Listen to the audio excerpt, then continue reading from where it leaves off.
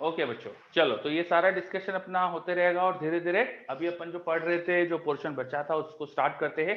Atomic collision. Last class तक अपन ने photoelectric effect पढ़ लिया था, एटॉमिक स्ट्रक्चर अपना हो गया था। उसका बिगिनर बॉक्स मैंने होमवर्क में दिया था एटॉमिक स्ट्रक्चर का आपको। अभी पहले हम एटॉमिक कोलिजन पढ़ लेते हैं, फिर इसका डिस्कशन वगैरह पार्ट बाद में देखेंगे। छोटा सा पोर्शन एटॉमिक कोलिजन ये पहले कंप्लीट करते हैं। ये एटॉमिक कोलिजन जो पोर्शन है वो समझने के लिए आपको अच्छे से कोलिजन आना चाहिए। तो कोलिजन आपको आता है कि नहीं, सबसे पहला पॉइंट ये मेरा रहेगा। What is collision? What is collision? क्या आपने कोलिजन पढ़ा है? कोलिजन के टाइप्स क्या होते हैं, कैसे कैटेगराइज करते हैं कोलिजन को, बताइए। क्या कोलिजन अच्छे से आता है? इलास्टिक होता है, आज बोला। चलो एक शॉर्ट में रिकैप कर देता हूं कोलिजन का। कोलिजन का मतलब क्या होता है? कोलिजन का मतलब होता है कि दो बॉडीज के बीच में, दो बॉडीज जो मोशन कर रही है उनके बीच में, या कोई एक बॉडी उनमें से मोशन कर रही है, दूसरी रेस्ट पर है, इनके बीच में कुछ फोर्स का एक्ट करना, and due to which they exchange momentums. ये जो फिनोमेना होता है, the force acting between the bodies causes them to exchange momentum, this is called collision. जैसे असली में अगर दो बॉडी टकरा जाए, फिजिकली टच करके टकराए, उसे भी कोलिजन कहेंगे। दो पार्टिकल के बीच में कोई फोर्स आ रहा है, भाई दोनों बहुत दूर थे, धीरे धीरे पास में आ गए, पास में आने पे कुछ फोर्स आ गया, फोर्स की वजह से दोनों में मोमेंटम का एक्सचेंज हो गया, इसे भी कोलिजन कहते हैं। कोलिजन में जरूरी नहीं कि फिजिकल टच हो, है ना। अगर बिना टच के भी तो ऑब्जेक्ट में फोर्स आ रहा है, तब भी हम कोलिजन कहेंगे। तो कोलिजन का मतलब बस ये होना चाहिए कि due to interacting force between two object they change their momentum, due to interaction between two bodies, momentum exchange होगा तो एनर्जी भी एक्सचेंज होगी। तो साथ में लिख देता हूं मैं यहाँ पे एंड एनर्जी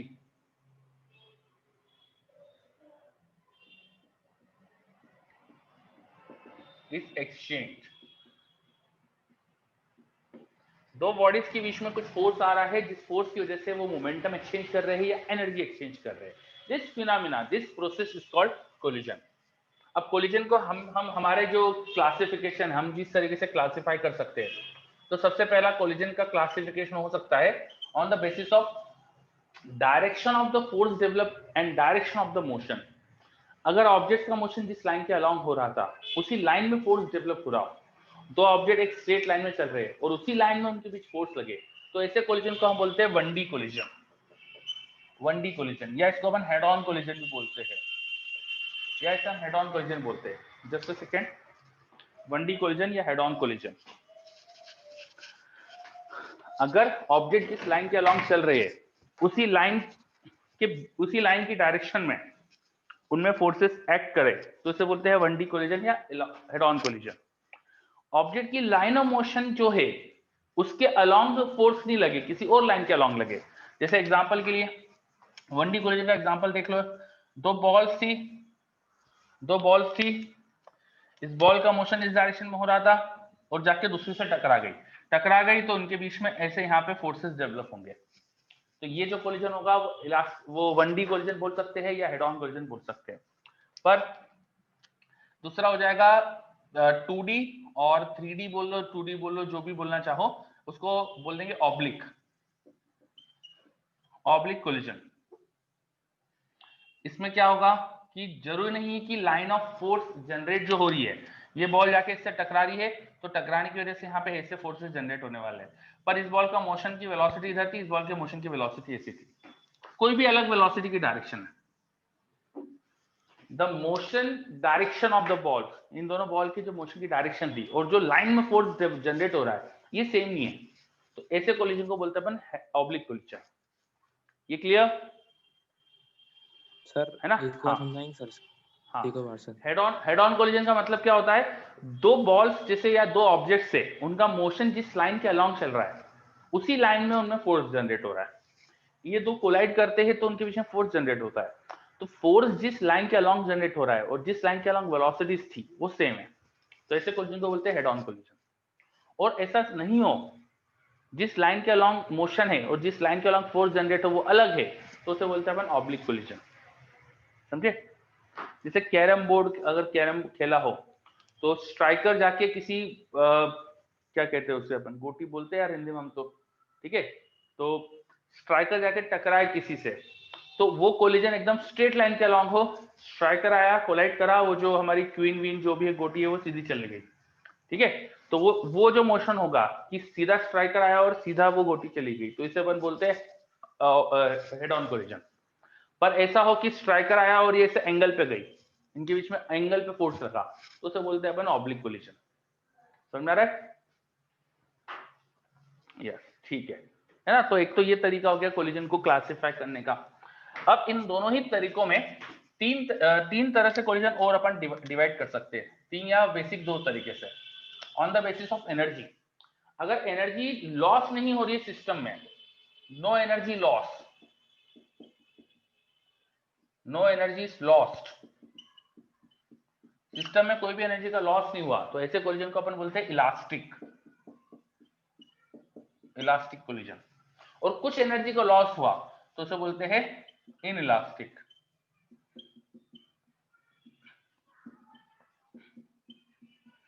इसे बोला जाता है inelastic, inelastic collision. Inelastic collision की भी दो टाइप हो सकते हैं, या इनइलास्टिक और परफेक्ट इनइलास्टिक, ऐसे अपन दो कोलिजन कर सकते हैं। मैक्सिमम पॉसिबल एनर्जी लॉस हो, मैक्स पॉसिबल एनर्जी लॉस, जितना ज्यादा से ज्यादा एनर्जी का लॉस हो सकता है उतना हो रहा है, तो इसे बोलते हैं perfect inelastic, perfect inelastic collision, perfect inelastic.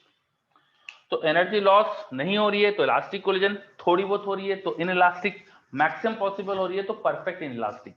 अब ये एनर्जी लॉस क्यों होती है और लॉस क्यों नहीं होती है, ये थोड़ा सा अगर माइक्रोस्कोपिक लेवल पे जाके समझे तो कोलिजन में होता क्या है। जब दो ऑब्जेक्ट कोलाइड करते हैं, अगर फिजिकली टच कर रहे हैं, अगर एक दूसरे को सच में टच कर रहे हैं, तो in that kind of situation जब एक दूसरे को सच में टच करे, तो सरफेसेस जो टच करती है वो हो सकती है थोड़ी डिफॉर्म हो जाए, वो हो सकती है थोड़ी डिफॉर्म हो जाए। जैसे दो बॉल्स जैसी दिखाई मैंने जो कोलाइड कर रही है, वो जब टच करती है तो due to collision the surfaces gets deform और ऐसा शेप एक्वायर कर लेती है। कोलिजन की वजह से सरफेसेस दब जाती है, मटेरियल गेट्स कंप्रेस्ड, इस तरह की सिचुएशन हो सकती है।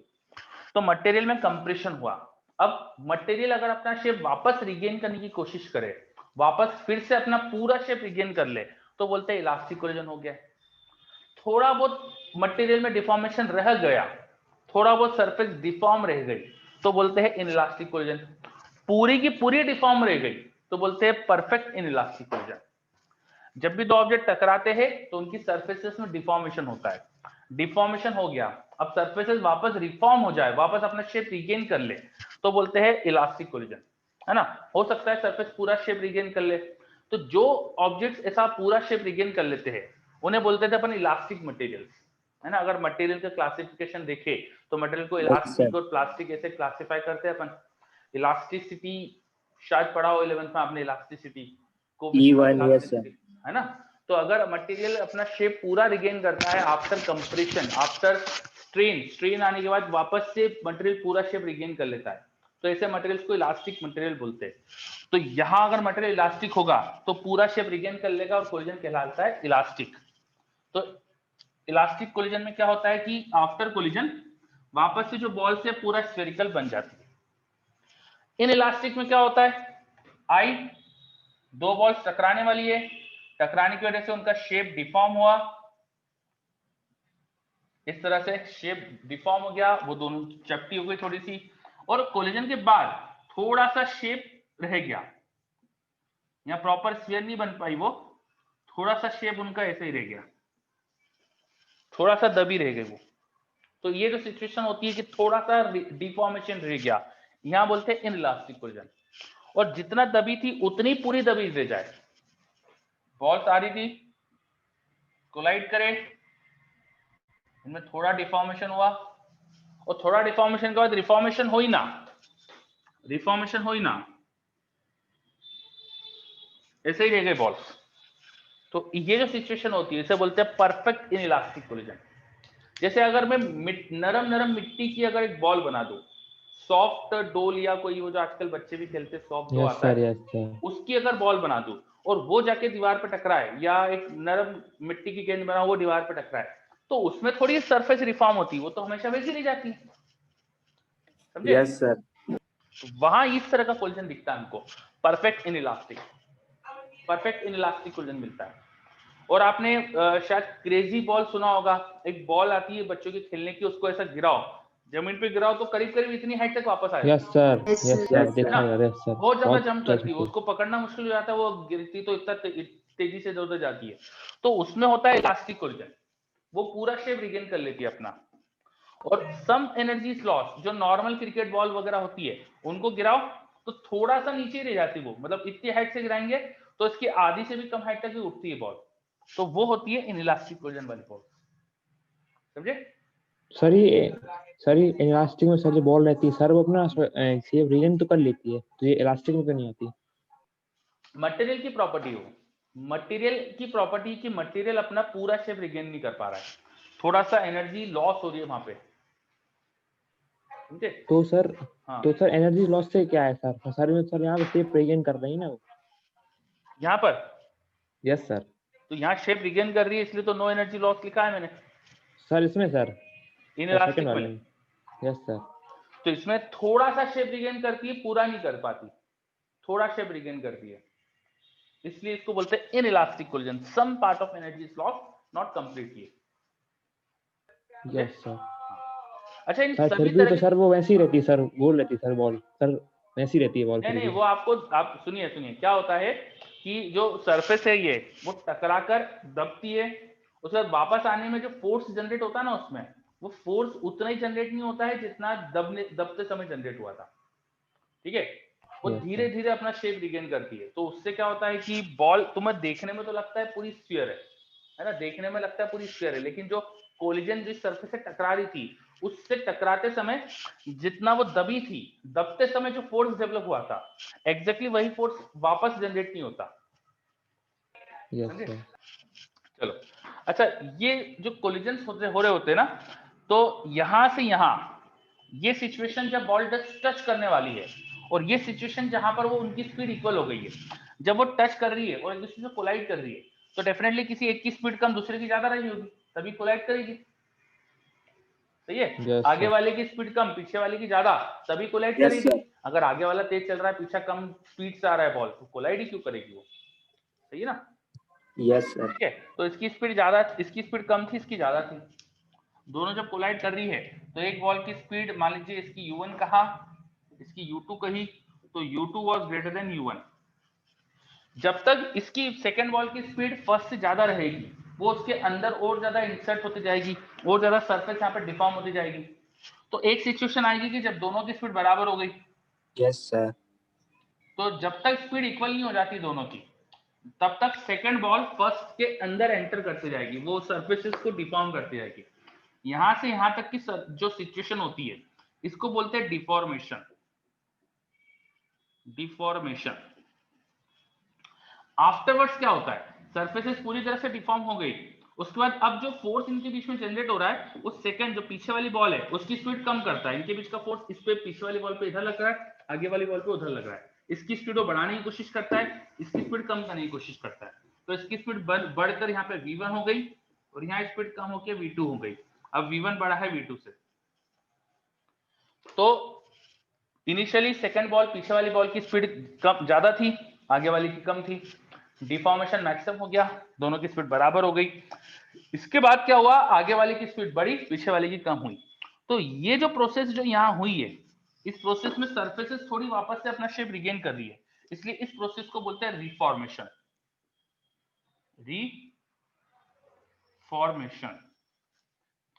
During deformation the change in momentum, यहां जो भी मोमेंटम में चेंज हुआ, और ड्यूरिंग रिफॉर्मेशन जो चेंज इन मोमेंटम हुआ, इनका रेशियो जो होता है उसको बोलते हैं coefficient of restitution.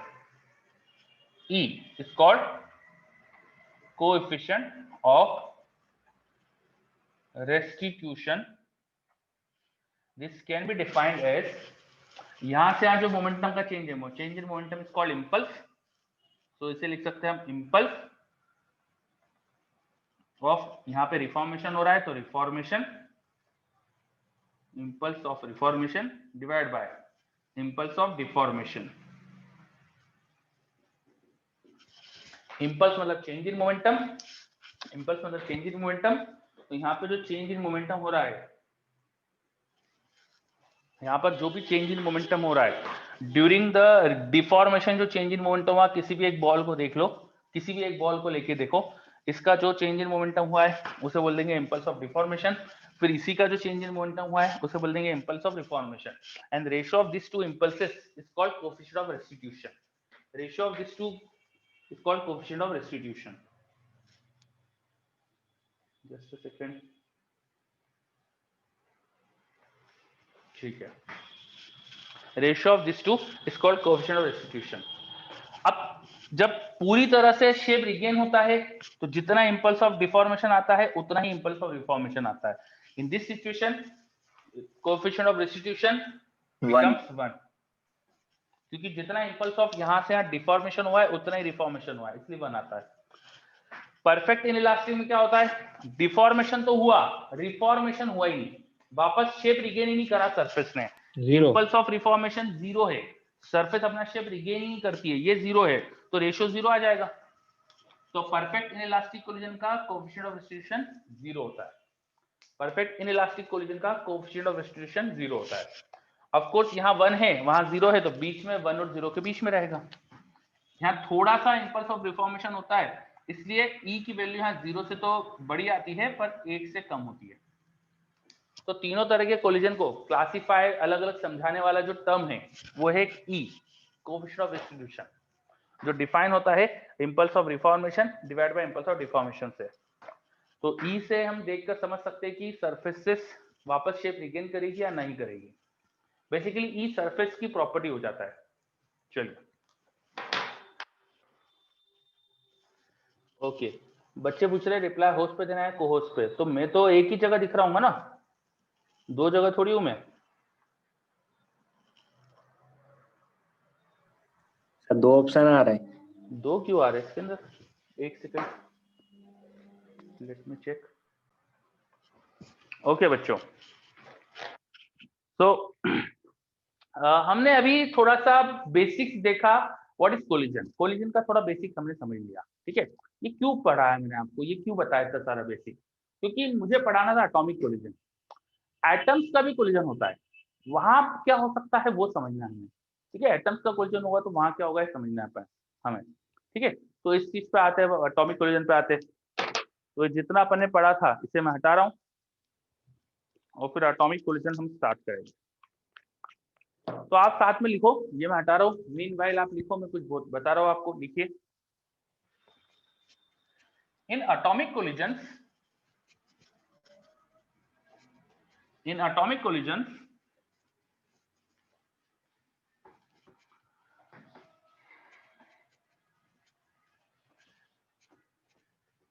atoms are colliding, atoms are colliding with another atoms or particles like neutron, proton, with another atoms or particles like neutron, proton.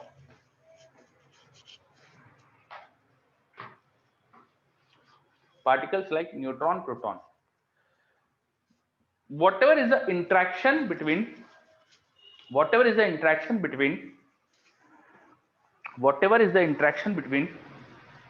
atoms, whatever is the interaction between atoms, if it causes whatever is the interaction between atoms, if it causes energy loss, if it causes energy loss, whatever may be the interaction between atoms, if it causes energy loss, then that energy may be absorbed, then that energy may be मतलब कोई सा may only be absorbed, then that energy may only be absorbed by atoms themselves,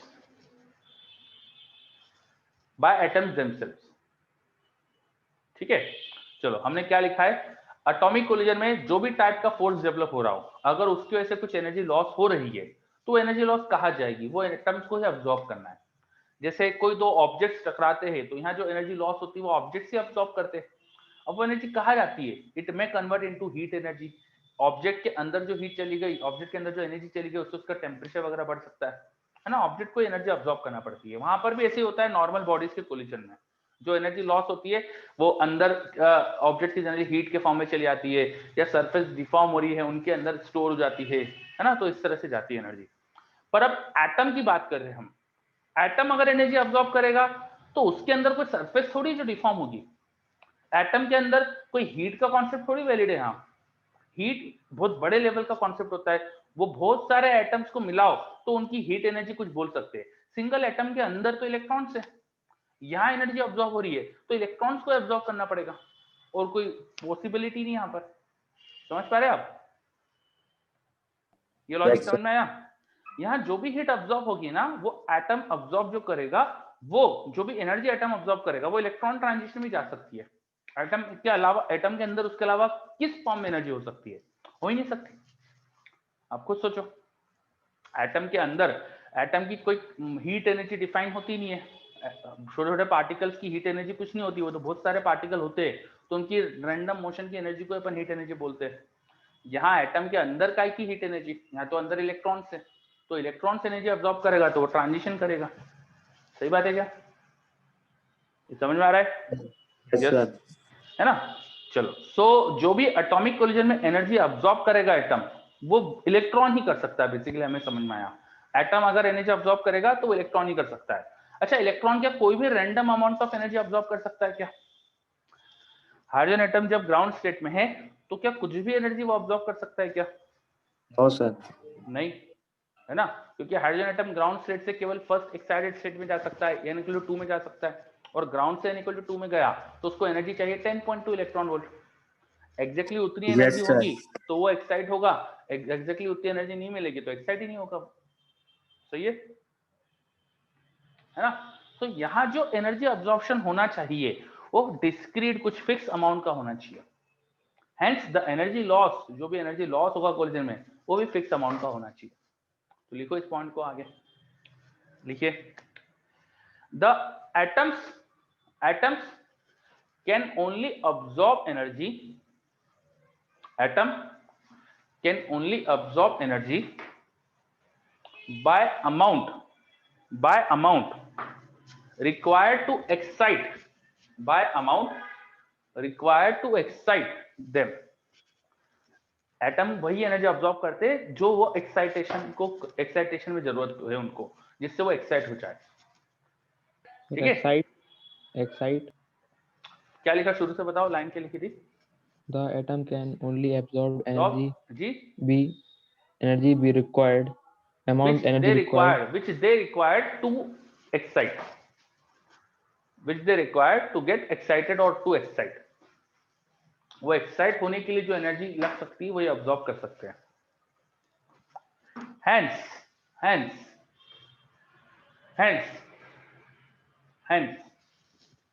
energy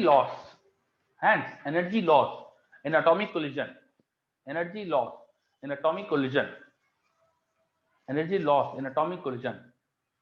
is discrete in nature। energy loss in atomic collision is discrete in nature।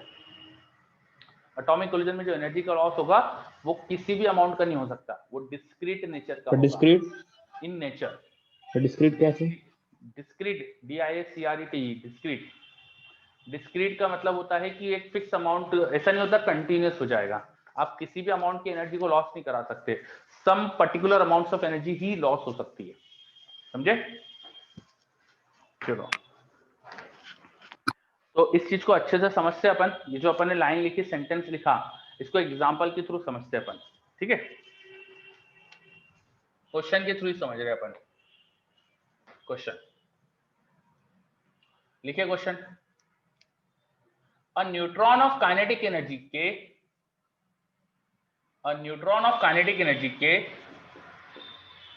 is colliding head on.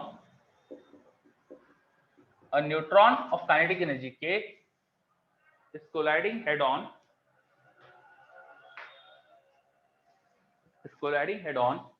with a stationary hydrogen atom at rest. With a stationary hydrogen atom. A neutron of kinetic energy K is colliding with a stationary hydrogen atom. एक neutron है जिसकी kinetic energy K है, वो एक stationery hydrogen atom से collide कर रहा है, हेड ऑन कोलिजन कर रहा है,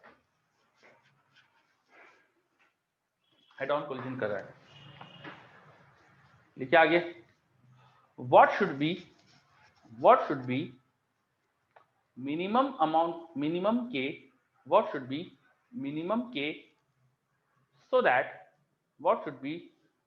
K so that H atom may be excited. What may be minimum K so that H atom may be excited? What should be minimum K so that H atom may be excited? Sir कौन सा atom? H atom may be excited. So that H atom may be excited. K की minimum value क्या होना चाहिए जिससे H atom excite हो जाए? ये पूछा है क्वेश्चन में। क्वेश्चन समझ में आया?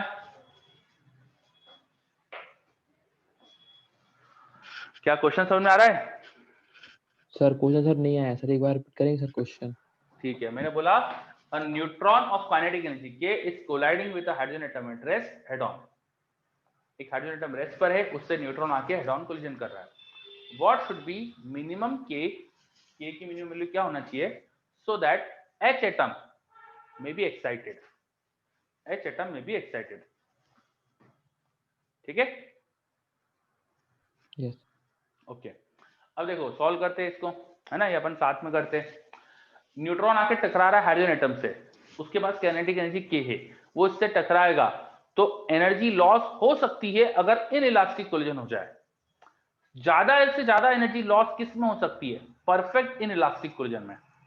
परफेक्ट इनइलास्टिक कोलिजन में K का मैक्सिमम पोर्शन जा सकता है एनर्जी लॉस में, और एनर्जी लॉस हमें हाइड्रोजन एटम को एक्साइट कराने में देनी है। हाइड्रोजन एटम को एक्साइट कराना है with minimum possible K minimum होना चाहिए जिससे हाइड्रोजन एक्साइट हो जाए, तो उसके लिए कोलिजन में ज्यादा से ज्यादा एनर्जी लॉस होना चाहिए और वो हाइड्रोजन को मिल जाना चाहिए। सही बात है क्या? Yes sir. जो एनर्जी लॉस होगी वो हाइड्रोजन एटम अब्सॉर्ब करेगा, तो लॉस ज्यादा से ज्यादा कराओ। अगर K बहुत कम है तो ज्यादा से ज्यादा लॉस कराओ। तो ज्यादा से ज्यादा लॉस के लिए कैसा कोलिजन मान लेंगे अपन? परफेक्ट इनइलास्टिक, यस ना? सर। तो सॉल्व करते हैं, फिर लिखेंगे S K is minimum. K बहुत कम है और K जो एनर्जी है काइनेटिक एनर्जी जो उसका कुछ हिस्सा हाइड्रोजन को जाना है, और ज्यादा चले जाए, लॉस ज्यादा हो जाए, जो लॉस होगा वही एक्साइटेशन में जाने वाला है। तो ज्यादा लॉस कराने के लिए कोलिजन कैसा ले लेंगे? Perfect inelastic. For maximum possible loss in kinetic energy collision should be perfect inelastic. Maximum possible energy loss perfect inelastic collision में होता है। तो कोलिजन किस टाइप का मान लूंगा मैं? Perfect inelastic. क्यों मान रहा हूं? क्योंकि K बहुत कम है। K हमें क्वेश्चन में बोला है मिनिमम रखना है। मिनिमम K क्या होना चाहिए जिससे हाइड्रोजन एटम एक्साइट हो सके? तो K की मिनिमम वैल्यू रखने के लिए एनर्जी लॉस मैक्सिमम कराकर हाइड्रोजन को देना है मुझे। ठीक है, अब कितना लॉस होता है पहले ये सोच लेते हैं अपन। परफेक्ट इनइलास्टिक कोलिजन अगर होता है तो याद करिए E0 आता है। Yes sir. ठीक है, E0 होता है तो रिफॉर्मेशन ही नहीं होता है, दोनों ऑब्जेक्ट कॉमन वेलोसिटी से चलने लगते हैं। बिफोर कोलिजन ये न्यूट्रॉन आ रहा है किसी स्पीड से, मान लीजिए u स्पीड से आ रहा है, और हाइड्रोजन एटम तो रेस्ट पे गया था। ये बिफोर कोलिजन सिचुएशन थी। आफ्टर कोलिजन क्या होना चाहिए? दोनों को सेम स्पीड से चलना चाहिए। जब परफेक्ट इनइलास्टिक कोलिजन होता है तो दोनों ऑब्जेक्ट की स्पीड सेम हो जाती है, सेम स्पीड से चलते हैं। तो ये बिफोर कोलिजन की सिचुएशन हो गई, और ये आफ्टर कोलिजन ऐसा होना चाहिए अगर परफेक्ट इनइलास्टिक कोलिजन हो रहा है। ठीक है, परफेक्ट इनइलास्टिक कोलिजन में आफ्टर कोलिजन क्या होता है, दोनों साथ में सेम स्पीड से चलने लगते हैं। अब न्यूट्रॉन और हाइड्रोजन, इनके मासेस लगभग बराबर होते हैं। हाइड्रोजन एटम का जो मास होता है, हाइड्रोजन एटम क्या होता है, प्रोटॉन और इलेक्ट्रॉन। न्यूट्रॉन का मास लगभग उतना ही होता है, ज्यादा फर्क नहीं रहता, इक्वल मान लेते हैं। तो we are assuming masses to be same. Let mass of H atom and neutron is same, दोनों का मास m मान लेते हैं। तो यहां शुरू में मोमेंटम कितना था बताओ, mu प्लस 0। Yes sir. और यहां मोमेंटम कितना है, m 2mv प्लस m और इंटू v। तो v कितना आना चाहिए, u/2। Yes sir. v आना चाहिए u/2। अच्छा, शुरू में काइनेटिक एनर्जी कितनी थी, हाँ, हाफ mu स्क्वायर, जिसको k बोला गया है। Very good, yes sir. है ना। बाद की काइनेटिक एनर्जी क्या हो जाएगी, mv square. Half mv square plus half mv square. Yes sir, mv square. तो mv स्क्वायर हो गई, और v को क्या लिख सकता हूं मैं, u/2। तो कितना हो गया ये, k/2 हो गया। k/2 हो गई। तो यस सर। तो k/2 हो गई, तो बाकी k/2 कहाँ गई, शुरू में k/2 k थी, बाद में एक्साइट करने k/2 लग एच गए। में, एच में, है ना, वो लॉस हो गई, बिल्कुल सही। तो this implies that the maximum possible loss, the max possible loss of kinetic energy, kinetic energy जो फाइनल आ रही है माइनस जो इनिशियल आ रही थी, इनका डिफरेंस ले लो और देखो k/2 आ रहा है। परफेक्ट इनइलास्टिक कोलिजन माना तो एनर्जी लॉस जो आ रहा होगा वो मैक्सिमम पॉसिबल होगा। तो मैक्सिमम पॉसिबल लॉस कितना हो सकता है, k/2। अब ये मैक्सिमम पॉसिबल लॉस हाइड्रोजन को एक्साइट कर देना चाहिए, है ना। Now this loss of energy should be used by H atom for excitation, है ना। यही बोला है ना क्वेश्चन में, हाइड्रोजन एटम को एक्साइट कराना है। भाई एनर्जी लॉस एटॉमिक कोलिजन में Yes, sir. और कोई होती ही नहीं है। जो एनर्जी लॉस होगी वो एटम्स को एक्साइट करने में जाती है, इसके अलावा कोई कुछ जा ही नहीं सकती एनर्जी। तो यहाँ जो भी एनर्जी लॉस हो रहा है, k/2 का लॉस हुआ है, वो जाना चाहिए किसमें, एक्साइटेशन में। अच्छा, एक्साइटेशन के लिए एनर्जी क्या लगती है, हाइड्रोजन एटम को एक्साइट करने के लिए एनर्जी क्या लगती है बताओ, रिप्लाई। 10.6 10.2 10.2 electron volt. अगर ग्राउंड स्टेट में है, n=1 में है, वहां से उसे n=2 भेजना है तो 10.2 लगती है। n=1 से 3 भेजना हो तो 3.6 1 से 3 में लगती है 12.09। 1 से 4 में क्या लगती है 12.75। अरे याद होना चाहिए यार, ये तो मैंने पढ़ाया था आपको। ये ग्राउंड स्टेट से n=1 से n=2 में जो एनर्जी लगती है वो 10.2 इलेक्ट्रॉन वोल्ट, n=1 से n=3 की लगती है 12.09 इलेक्ट्रॉन वोल्ट, n=1 से n=4 की लगती है 12.75 इलेक्ट्रॉन वोल्ट। ये याद होना चाहिए आपको।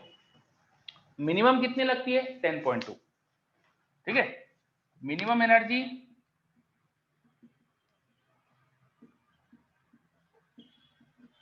फॉर एक्साइटेशन वो आती है 10.2 इलेक्ट्रॉन वोल्ट। एनर्जी लॉस कितना हुआ k/2, वो जाना चाहिए इसमें। सो k/2 should be 10.2 electron volt, hence k कितना होना चाहिए 20.4 इलेक्ट्रॉन वोल्ट। k इतना होगा तो हो सकता है हाइड्रोजन एटम एक्साइट हो जाए। समझ में आई कि पूरी बात, समझ में आया क्वेश्चन पूछा क्या था और उसका आंसर कैसे निकाला।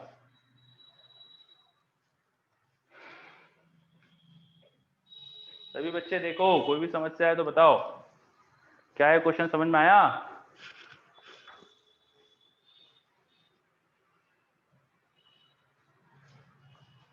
चलो त्रिलोक का आंसर यस आ रहा है, खुशी का भी यस आ रहा है, वेरी गुड। कोई भी समस्या है किसी को भी, कुछ भी पूछिए जल्दी से, किसी भी चीज में कुछ भी डाउट हो यहाँ तो बताइए। कैसे करा मैंने क्वेश्चन, कुछ भी डाउट हो तो बताओ।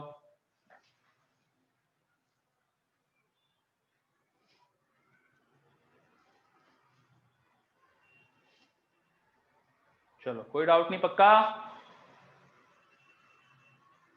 यस, तो ठीक है, फिर मेरा अगला क्वेश्चन करो आप लोग, लिखिए। इसी का सेकंड पार्ट लिखो, क्वेश्चन का सेकंड पार्ट, क्वेश्चन का सेकंड पार्ट मैं भी लिख देता हूं, यहाँ लिख देता हूं। क्वेश्चन का 2 पार्ट, पार्ट 2।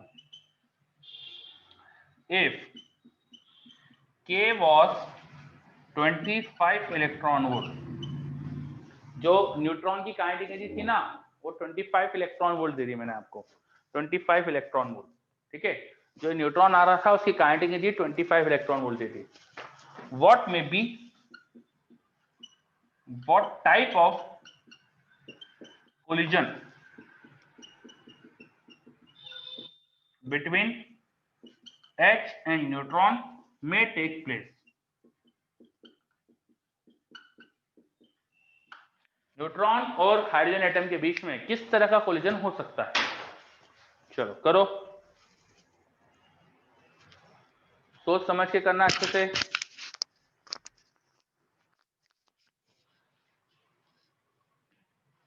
सोच समझ के करिएगा अच्छे से। काइनेटिक एनर्जी को मैंने 25 इलेक्ट्रॉन वोल्ट दे दी है। आपसे पूछ लिया what type of collision between hydrogen and neutron may take place, may take place. Question clear है क्या?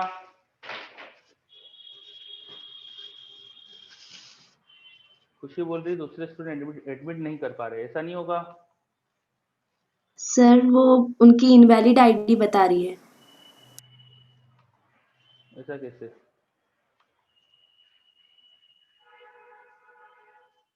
वापस 2 को-होस्ट और होस्ट हो गए। हाँ एक सेकेंड,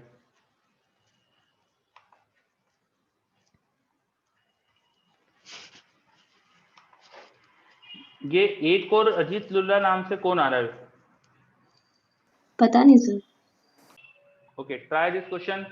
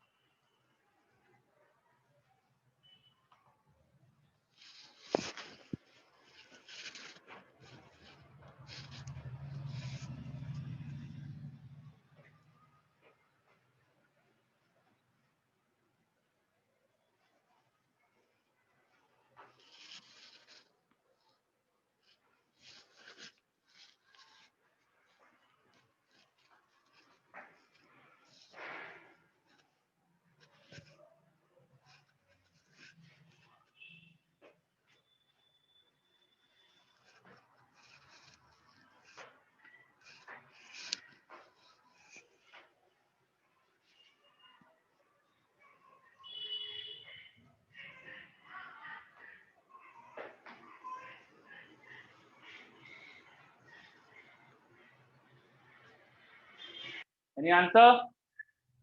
आसान है ये तो। चलो खुशी बोल रही है यस, खुशी ठीक है आपका आंसर। और क्या पॉसिबिलिटी खुशी? ये तो पॉसिबिलिटी है, और क्या पॉसिबिलिटी है?